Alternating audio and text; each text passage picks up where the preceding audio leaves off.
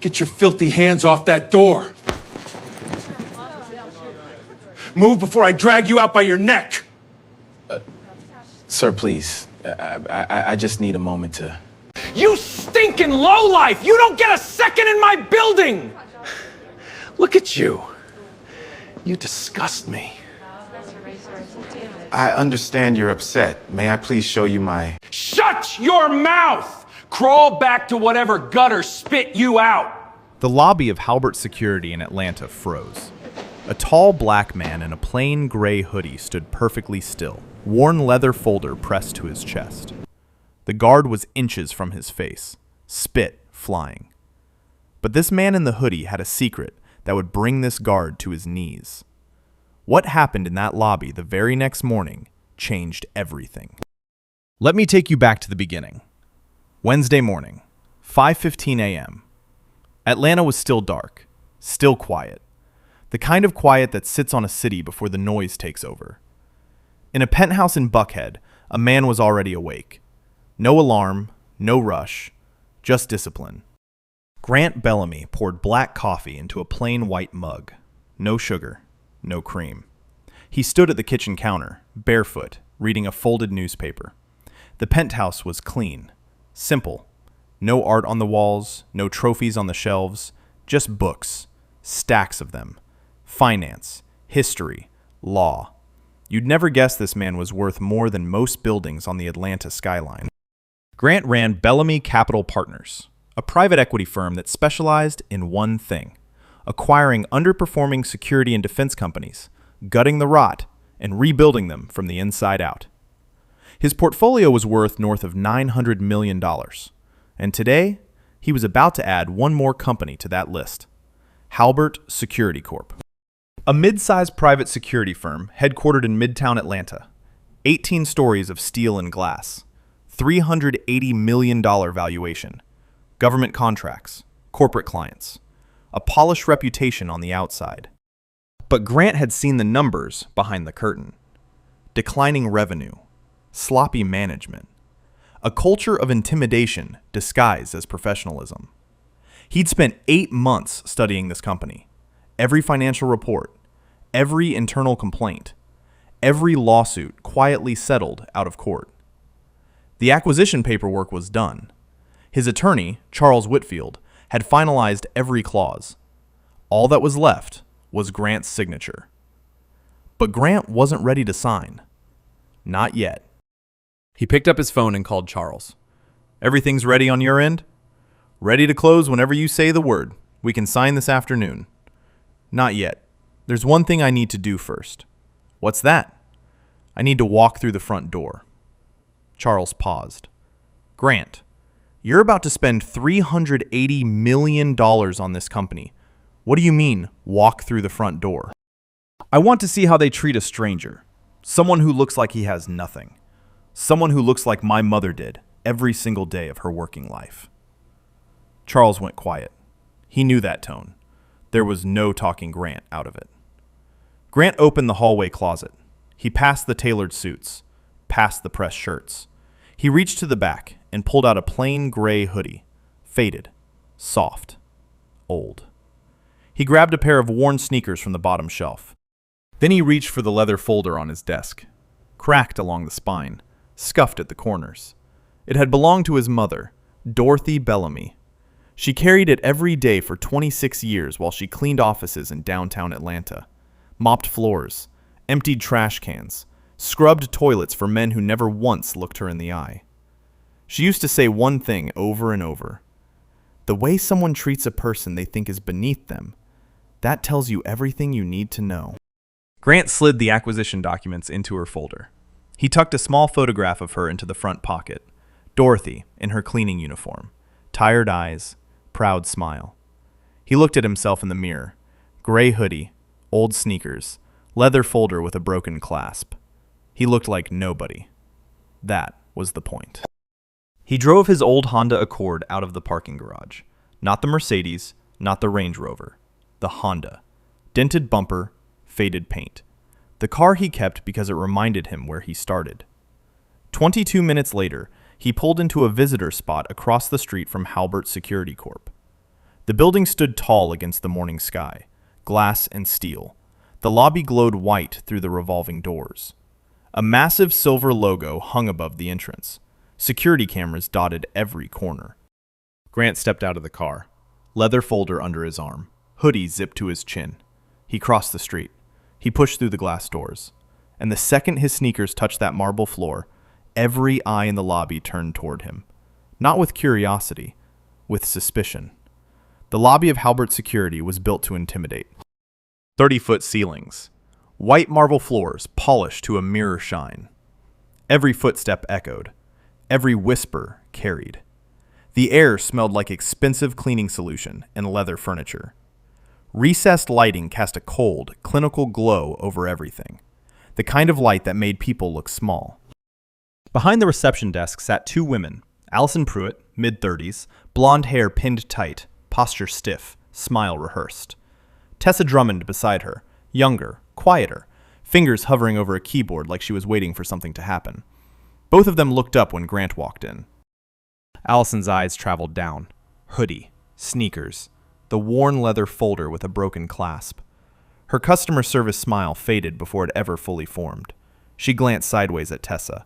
Tessa glanced back. A look passed between them. The kind of look that says, "This one's not supposed to be here." Neither said a word. Grant walked toward the desk. Calm, steady, shoulders straight. The folder tucked under his arm like a man carrying something precious. His sneakers made soft sounds against the marble. Every step felt louder than it should have. He didn't make it halfway. "Hey!" The voice came from the left. Sharp, loud. The kind of voice that doesn't ask. It commands. Derek Hollis stepped out from behind a marble pillar like he'd been waiting. 6'2", broad shoulders, black uniform pressed with military precision, badge gleaming under the lobby lights, thick arms folded across his chest, a silver watch on his left wrist that caught the light every time he moved. Derek had been head of afternoon security at Halbert for 4 years. He ran the lobby like it was his personal kingdom. Every visitor, every delivery driver, every contractor, they all went through Derek first. And Derek decided who belonged and who didn't. He was judge, jury, and bouncer all in one. He looked at Grant the way a man looks at something stuck to the bottom of his shoe. "Where do you think you're going?" Grant stopped. He kept his voice low, even, respectful. "Good afternoon. I have an appointment on the 14th floor." Derek tilted his head, slowly, like a dog hearing a sound it doesn't trust. His eyes narrowed into slits. "You? 14th floor?" He let out a short laugh. Not a real laugh, a mocking one, the kind designed to make the other person feel stupid. He took one step closer, then another, until he was standing directly in front of Grant. Close enough that Grant could smell the cheap aftershave burning off his skin. Close enough to feel the heat radiating from Derek's neck. Close enough to see the tiny vein pulsing at his temple. "Get your filthy hands off that door. Move before I drag you out by your neck." Grant didn't step back. He didn't raise his hands. He didn't flinch. He stood still, perfectly still. "Sir, please. I just need a moment to prove, you stinking lowlife." Derek's voice bounced off the marble walls like a slap. Every head in the lobby turned. "You don't get a second in my building. Look at you." He leaned forward, his upper lip curled back over his teeth. "You disgust me." The lobby turned to stone. Allison gripped the edge of the reception desk so hard her knuckles turned white. Tessa's hand hovered above the phone receiver, but never picked it up. A man in a gray suit near the elevator pretended to check his watch. A woman with a leather briefcase studied the floor tiles like her life depended on it. Nobody moved. Nobody spoke. Nobody breathed. Grant took a slow, measured breath. He could feel his heart pounding, but his face gave nothing away. "I understand you're upset. May I please show you my—" "Shut your mouth!" Derek stepped even closer. His chest was almost touching Grant's. His breath was hot and sour. His jaw clenched so tight the muscles bulged. "Crawl back to whatever gutter spit you out." Grant held his ground. He could feel the weight of the entire lobby pressing into him. Dozens of eyes, all watching, all silent, all choosing to do nothing. The silence was heavier than any punch. But he kept his voice steady, quiet, almost gentle.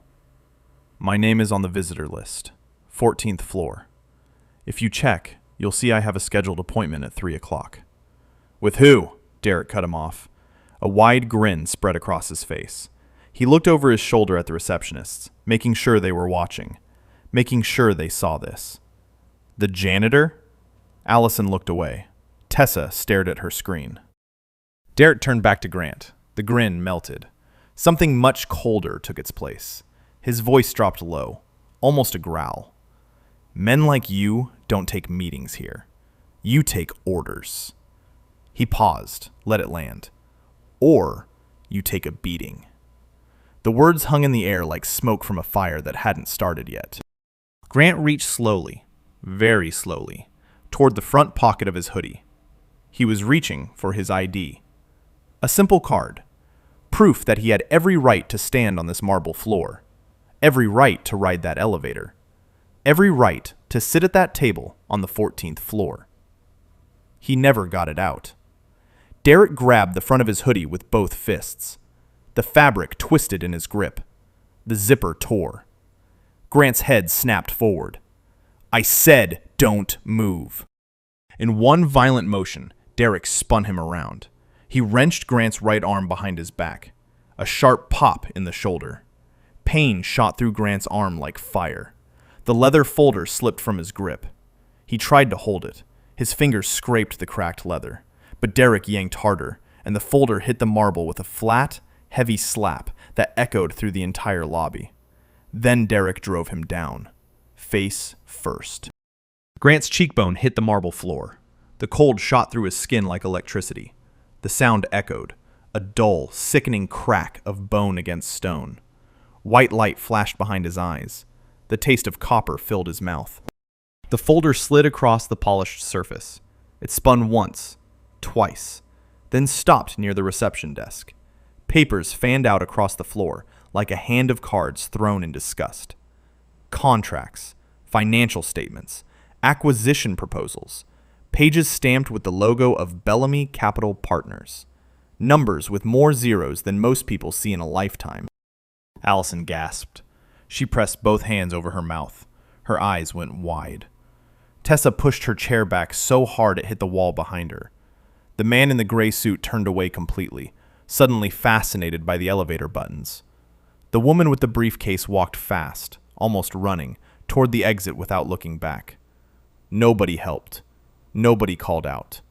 Nobody said stop. Derek dropped his knee onto Grant's spine. 220 pounds of pressure pinning him flat against the cold marble. Grant's ribs compressed. The air left his lungs. He could feel the grit of the floor against his cheek, could feel the vibration of footsteps as people walked around him. Around him, not toward him. Stay down, hero. Grant's face was pressed sideways against the floor. His left eye stared across the lobby at his mother's leather folder, lying open, papers scattered like fallen leaves after a storm. You messed up. Derek pressed harder. The knee dug deeper. You're going to remember this. Grant did not struggle, did not shout, did not curse. He lay perfectly still on that marble floor, breathing slow, feeling the knee grinding into his back, feeling the cold seeping into his bones. He said one thing. Quiet. So quiet that only the marble heard it. You will remember this, too. Derek didn't hear it. Or maybe he did, and it meant nothing to him. Just noise from a man on the floor.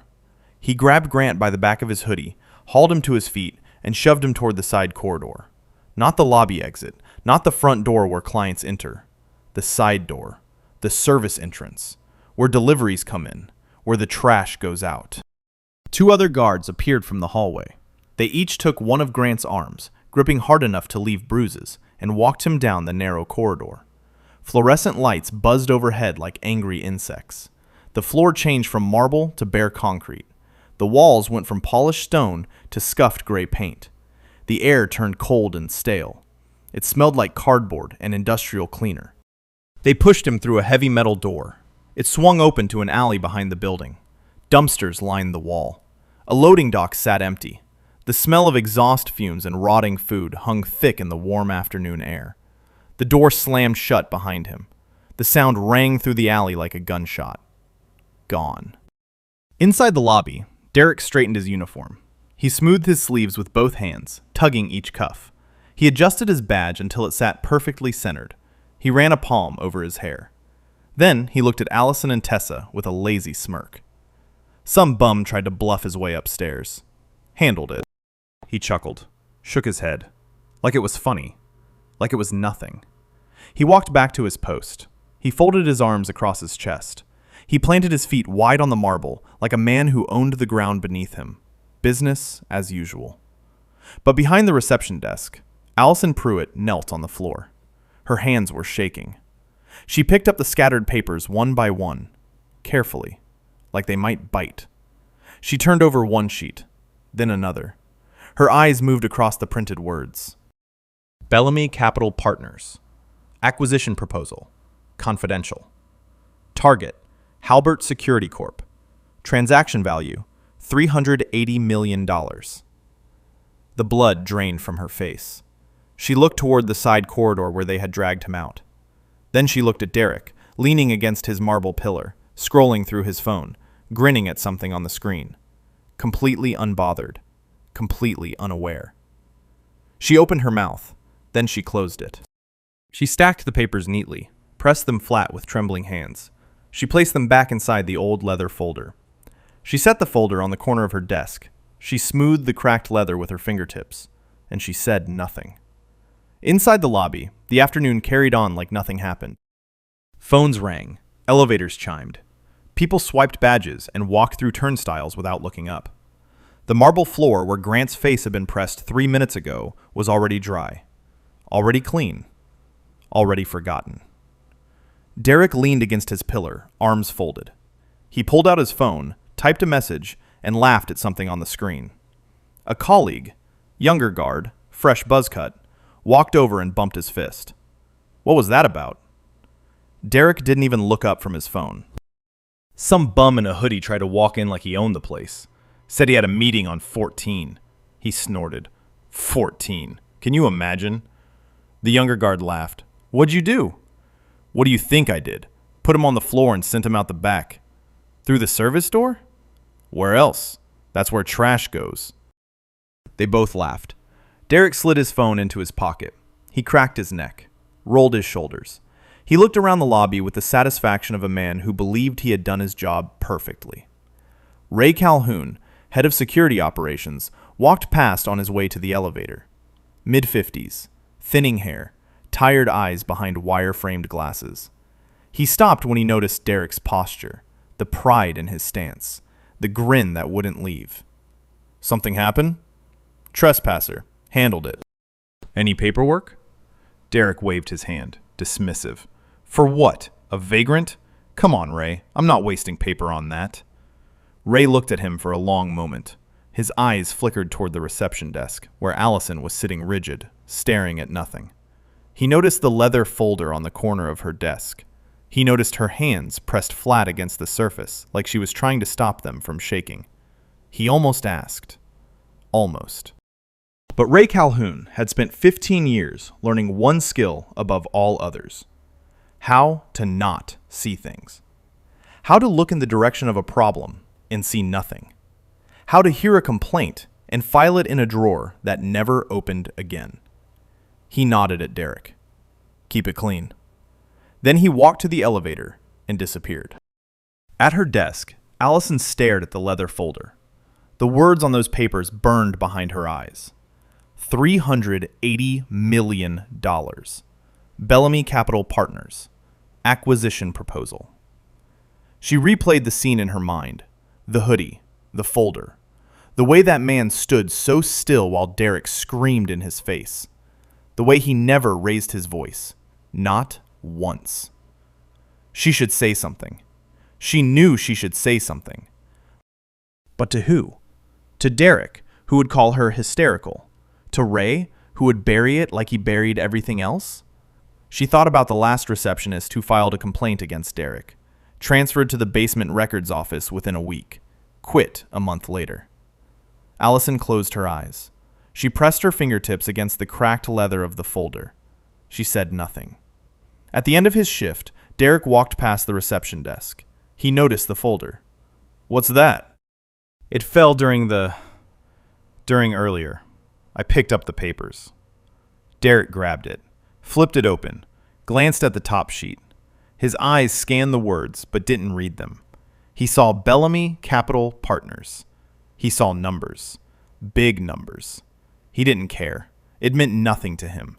Just papers from a man who didn't matter. He tossed the folder back on the desk. Throw it out. Or put it in Lost and Found. Whatever.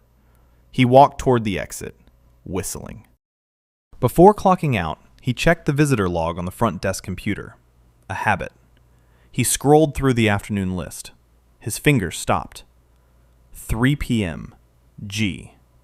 Bellamy. Bellamy Capital Partners. Floor 14. R.E.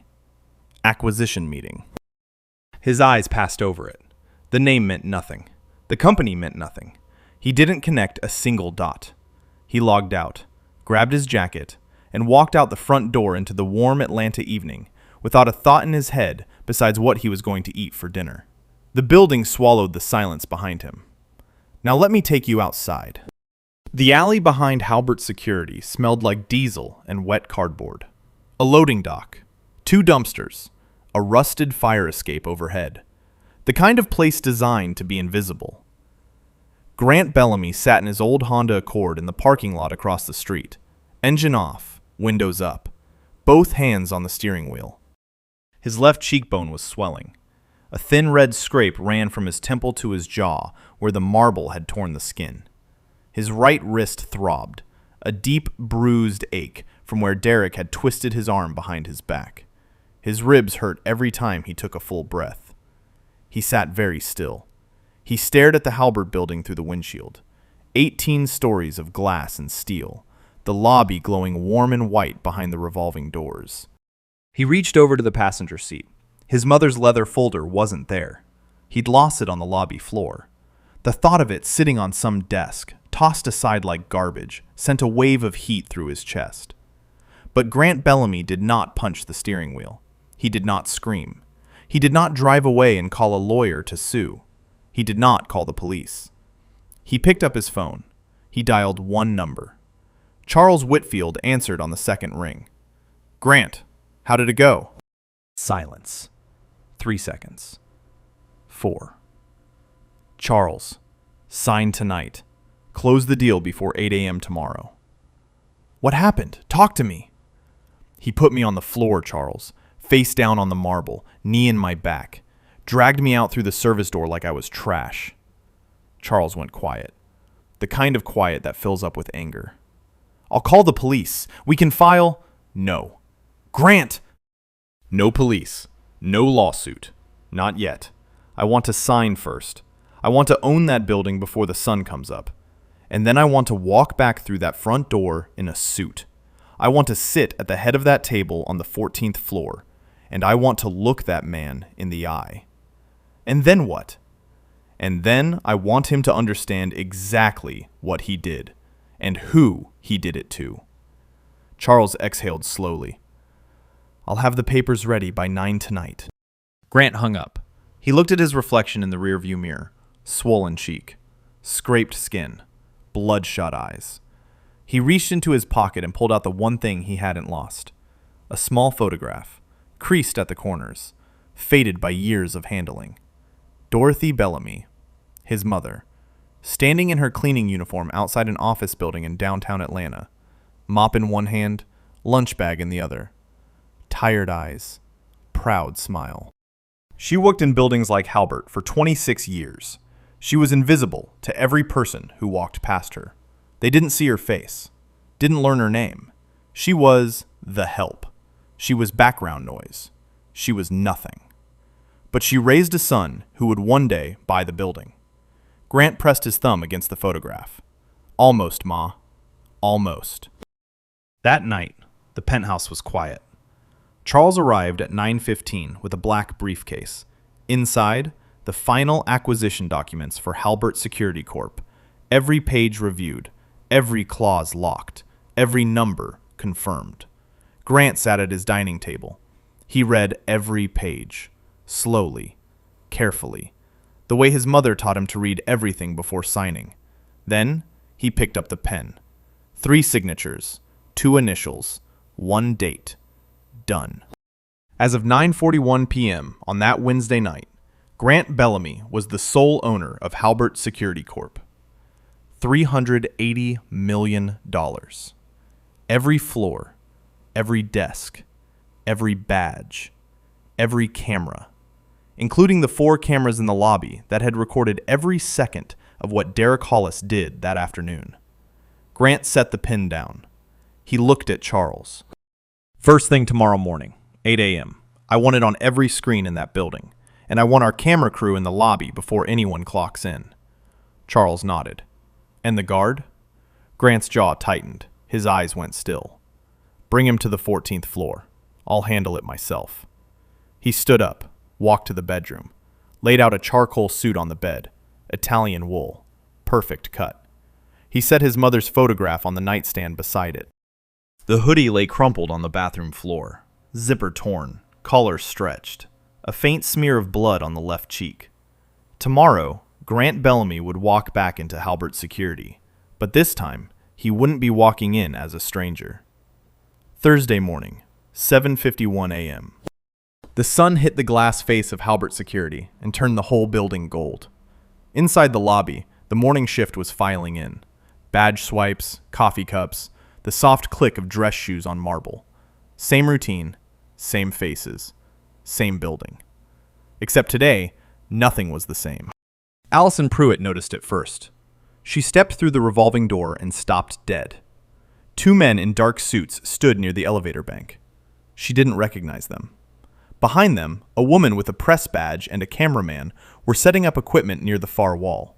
A second camera crew was adjusting lights by the reception desk. "What's going on?" Tessa whispered behind her. Allison didn't answer. Her eyes moved to the digital monitors mounted above the elevator doors. The ones that usually scrolled company announcements, quarterly earnings, employee birthdays, fire drill reminders. The screens were dark, all of them, blank. People gathered in small clusters. Whispers bounced off the marble. Is someone getting fired? I heard there's an announcement. Why are there cameras? Derek Hollis walked in at 7:58. Same uniform, same pressed creases, same polished badge. He saw the cameras and frowned. He saw the suits by the elevator and straightened his back. He didn't know what was happening, but Derek Hollis was not a man who liked surprises in his lobby. He walked to his post, folded his arms, planted his feet wide. "Does anyone know what this circus is about?" he asked a passing colleague. The colleague shrugged. "No clue. Something big." 8 o'clock. Exactly. Every screen in the building lit up at once. Lobby monitors, hallway displays, break room televisions, conference room projectors. 18 floors of screens, all showing the same message. White text on a black background. Halbert Security Corp has been acquired. Please welcome our new owner. The lobby erupted in whispers. Then the whispers became voices. Then the voices became noise. Acquired? By who? When did this happen? How much? Who's the new owner? Derek read the screen. He read it again. His arms slowly unfolded. His feet shifted. He looked at the camera crew. He looked at the suits by the elevator. He looked at Allison behind the reception desk. Allison was staring at him. Not at the screen. At him. Her face was pale. Her lips were pressed tight. And in her eyes, something Derek had never seen before. She looked terrified. For him. Derek's radio crackled. "Derek, come to the security office, now." Ray Calhoun's voice. But wrong. Thin. Shaky. Like a man reading words he didn't want to say. Derek walked down the side hallway. His boots echoed in the narrow corridor. The fluorescent lights buzzed overhead. The same hallway he dragged Grant through less than 24 hours ago. Ray was standing in the security office, door open. He wasn't sitting in his chair. He was standing behind it, both hands gripping the backrest. His knuckles were white. "Ray, what's going on? Who bought the company?" Ray looked at him. His face was gray, the color of old newspaper. "He wants to see you." "Who?" "The new owner. Upstairs." "What floor?" 14th. Something cold moved through Derek's stomach. 14th floor. The number bounced around inside his skull. 14th floor. The same floor the man in the hoodie said he had a meeting on. "Who is he, Ray?" Ray swallowed. His Adam's apple moved like a stone going down. "Just go, Derek. He's waiting." Derek turned and walked to the elevator. He pressed the button. The doors opened. He stepped inside. He pressed 14. The doors closed. The elevator hummed. Floor by floor, the numbers climbed in silence. 2, 5, 8, 11. Derek watched them change.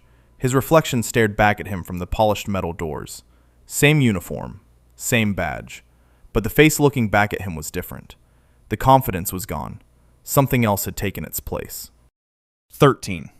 14. The doors opened. A long hallway stretched before him. Dark wood floors, soft lighting. At the end of the hallway, a pair of glass doors stood open. Beyond them, the executive boardroom. Derek walked. His footsteps sounded different up here. Softer, smaller. He stepped through the glass doors. The boardroom was massive. A long table made of dark walnut ran the length of the room. Leather chairs lined both sides. Floor-to-ceiling windows overlooked the Atlanta skyline.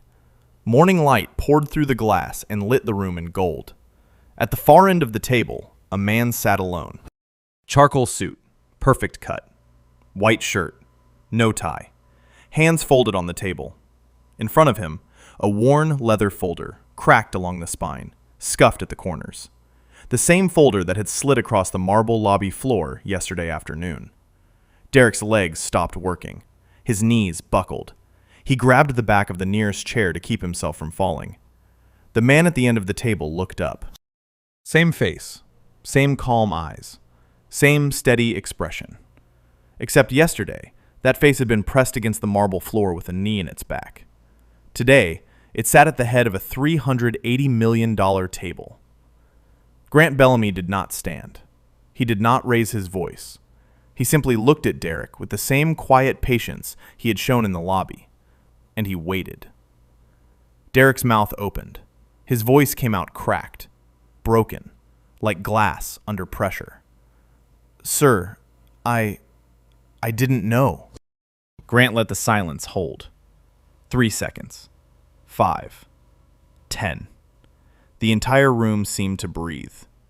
Then he spoke. Low, even, without a trace of anger. "That's the point. You didn't know. So you showed me exactly who you are."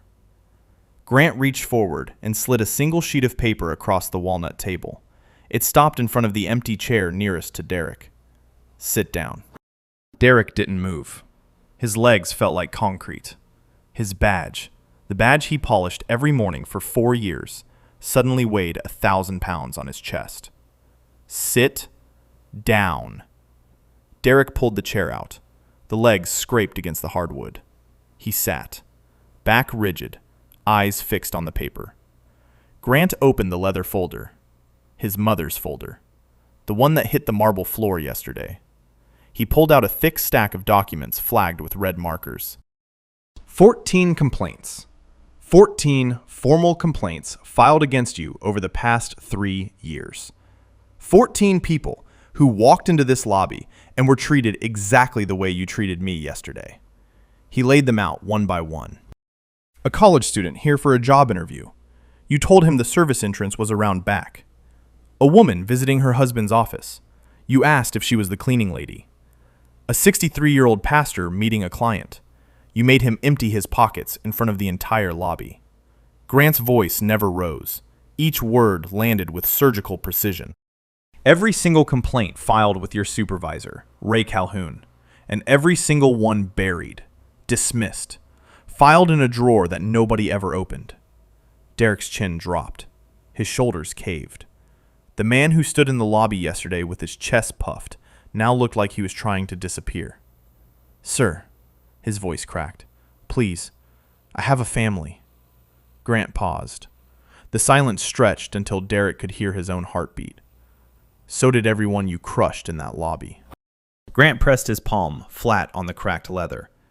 "I walked in here yesterday on purpose. I wore that hoodie on purpose. I carried this folder on purpose. I wanted to see how my future employees treat a stranger who looks like he has nothing." He looked directly into Derek's eyes. "You answered the question." Grant pressed a button on the conference phone. The speaker clicked. "Send them in." The glass doors opened.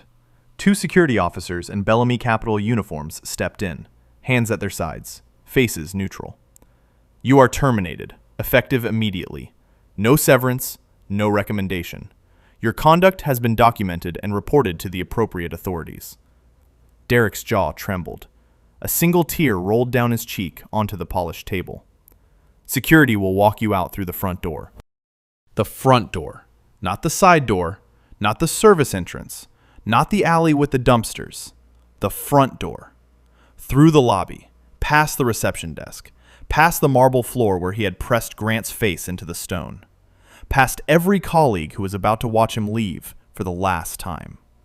Derek stood. His fingers fumbled with his badge, shaking. He unclipped it, held it, stared at it, then placed it on the table next to the leather folder. The 2 officers walked him out, down the hallway, into the elevator, across the lobby. Every eye turned, every conversation stopped. Allison Pruitt stood behind the reception desk. This time, she didn't look away.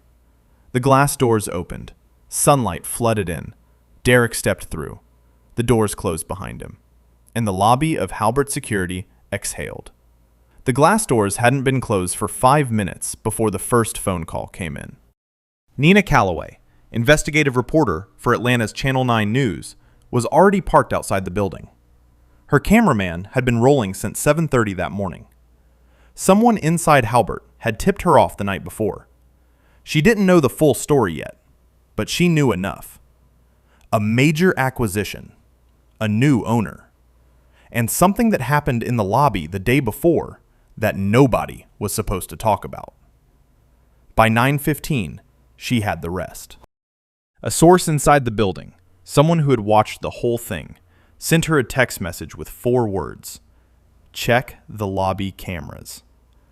By 10 o'clock, Grant Bellamy's legal team released the security footage. 4 cameras, 4 angles, 4 minutes and 22 seconds of uncut video, crystal clear audio. Derek grabbing the hoodie, the zipper tearing, the arm twisted behind the back, the face slammed into marble, the knee on the spine, the papers scattering, the folder sliding across the floor, the side door, the alley, every second, every word, every sound. Nina Calloway aired the footage on the noon broadcast. She kept her commentary short. She didn't need to say much. The video said everything. By 2 o'clock, the clip had been picked up by every major network in the country. CNN, MSNBC, Fox, ABC. The footage played on split screens beside a photograph of Grant Bellamy in his charcoal suit, seated at the head of the boardroom table. The contrast was deafening. The man on the floor, the man in the chair. Same person, 22 hours apart. By 6 o'clock, the video had 14 million views online. The number kept climbing. Every hour, every minute. The hashtag started small. A few accounts, a few shares. By nightfall, it was everywhere. Respect costs nothing. Trending #1 in the United States. #3 worldwide. People shared their own stories underneath the hashtag. Security guards who had profiled them. Receptionists who had ignored them. Managers who had assumed they were in the wrong building. Thousands of stories. Thousands of people who looked at that video and said, "That happened to me too." And then the legal machinery started turning. Detective Owen Stafford of the Atlanta Police Department opened a formal investigation 48 hours after the footage aired. The charges were serious: assault in the 2nd degree, false imprisonment, civil rights violation under federal statute. Derek Hollis was arrested at his apartment on a Friday morning, 6:15 a.m. 2 officers at the door, handcuffs. A short ride to the Fulton County Jail. He posted bail by noon, but the damage was already done. His mugshot was on every news site in Georgia before lunchtime. His attorney released a statement. 3 sentences. The kind of statement that says nothing while trying to say everything. My client deeply regrets the incident. He was performing his duties as he understood them. We look forward to presenting the full context in court. The full context. As if context could explain a knee on a man's spine. But the investigation didn't stop with Derek. Owen Stafford pulled the complaint records from Halbert's internal files. 14 complaints over 3 years. Every single one filed against Derek Hollis. Every single one signed, dated, and submitted to the same person, Ray Calhoun, head of security operations. And every single one marked the same way. Reviewed. No action required. 14 complaints. 14 victims. 0 consequences. Ray Calhoun was called in for questioning. He sat across from Stafford in a gray room with fluorescent lights and a recording device on the table. He sweated through his shirt in 11 minutes. I handled them according to protocol. What protocol allows you to dismiss 14 racial discrimination complaints without investigation? Ray didn't have an answer. He had excuses, but excuses dissolve fast under fluorescent lights. Grant Bellamy terminated Ray Calhoun the same week. Fired for gross negligence and systematic suppression of employee and visitor complaints. No severance, no farewell. Ray walked out of the building, carrying a cardboard box with a desk lamp and a framed photo of his family. Nobody shook his hand. Philip Norwood, the former CEO of Halbert Security, faced his own reckoning. An internal audit ordered by Bellamy Capital revealed a pattern that went deeper than 1 guard and 1 supervisor. Norwood had cultivated a culture of silence. Complaints disappeared. Incident reports were edited. Diversity training was scheduled on paper, but never conducted. The company looked clean from the outside. Inside, it was rotten. Norwood resigned before he could be fired. His resignation letter was 2 paragraphs. The board accepted it in 4 minutes. The trial came 3 months later. Derek Hollis stood in a Fulton County courtroom, wearing a suit that didn't fit right. His attorney argued excessive force in the heat of the moment, a lapse in judgment, a man who had served his employer faithfully for 4 years. The prosecution played the video, all 4 minutes and 22 seconds. The courtroom was silent. The jury watched. Derek watched himself on the screen, grabbing, twisting, slamming, pressing, dragging. He looked away before it ended. 12 witnesses testified. 6 of the original 14 complainants took the stand. They told their stories. The college student, the pastor's wife, the birthday visitor. One by one, different faces, different days. The same lobby, the same guard, the same words. You don't belong here. The jury deliberated for 6 hours. Guilty. Assault in the 2nd degree. Guilty. False imprisonment. Guilty. Civil rights violation. Sentence: 18 months in state custody. 5 years probation. Lifetime ban from employment in the security industry. Mandatory completion of racial sensitivity and behavioral rehabilitation programs. Derek stood when the verdict was read. His hands were cuffed in front of him. He didn't speak. He didn't look at anyone. He stared straight ahead as they led him out through a side door. A side door. The irony wrote itself. After the trial, Grant Bellamy stood on the courthouse steps. Cameras flashing, microphones pushed toward his face. Nina Calloway in the front row. He spoke for 30 seconds. No notes, no prepared statement. This was never about revenge. It was about accountability. If 1 guard can do this to me in broad daylight, in a building full of cameras and witnesses, imagine what happens in the places where nobody is watching. He paused. We have to be the cameras in those places. 1 week later, Grant announced a full restructuring of Halbert Security Corp. Mandatory anti-discrimination training for every employee. Body cameras for all on-site security personnel.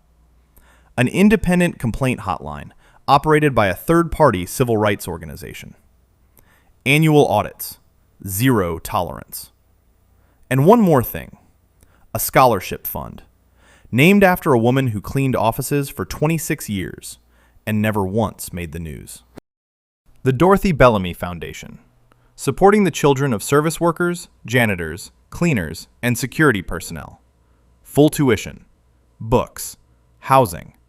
Everything Dorothy never had. Grant signed the foundation paperwork with the same pen he used to buy the company, at the same desk, on the 14th floor, 6 months later. The lobby of Halbert Security looked the same. Same marble floors, same 30-foot ceilings, same glass doors catching the morning light, same silver logo above the entrance.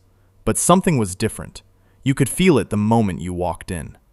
There was a small bronze plaque mounted on the wall near the front entrance. Eye level, easy to miss if you were rushing, easy to find if you were looking. 5 words. Respect costs nothing. Cruelty doesn't. On a Tuesday morning, a young black man pushed through the revolving doors. Early 20s. Clean shirt, but not expensive. Khaki pants with a crease ironed in by hand. A folder tucked under his arm. Not leather, just plain manila. He looked around the lobby the way people look at places that feel too big for them. Wide eyes. Careful steps. He walked toward the reception desk. Allison Pruitt looked up. She studied his face for half a second. The folder. The careful steps. The nervous energy. She smiled. A real smile. Not rehearsed. Not automatic. The kind of smile that says, I see you, and you belong here. Good morning. How can I help you?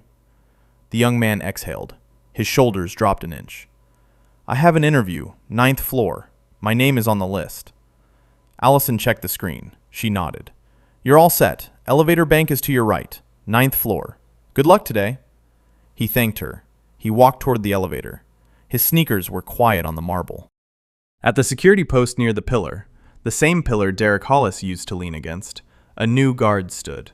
Younger. Different uniform. Bellamy Capital badge on his chest.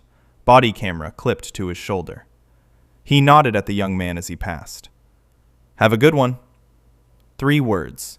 That's all it took. 14 floors above, Grant Bellamy stood in his office. The same boardroom where Derek had fallen apart in a chair. It was Grant's office now.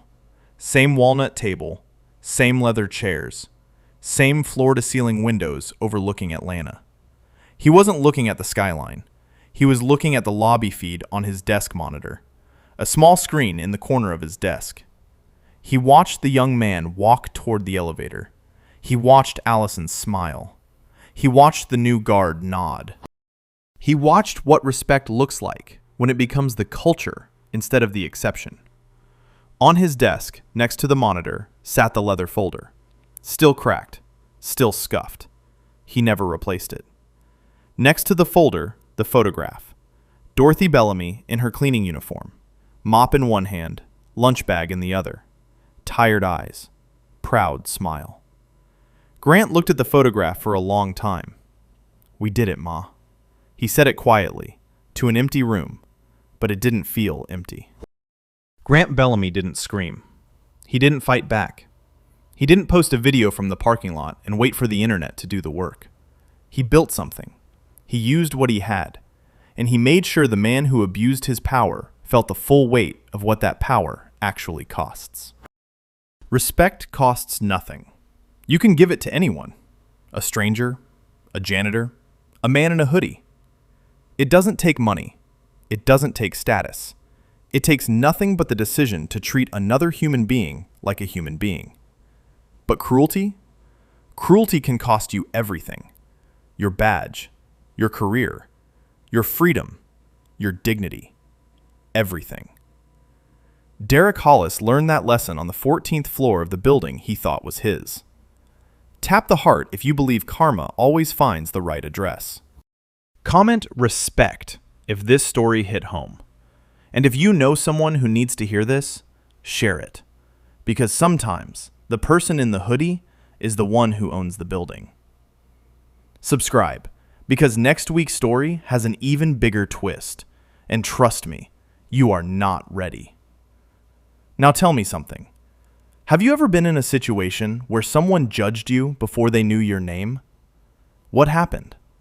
Drop your story in the comments. I read every single one.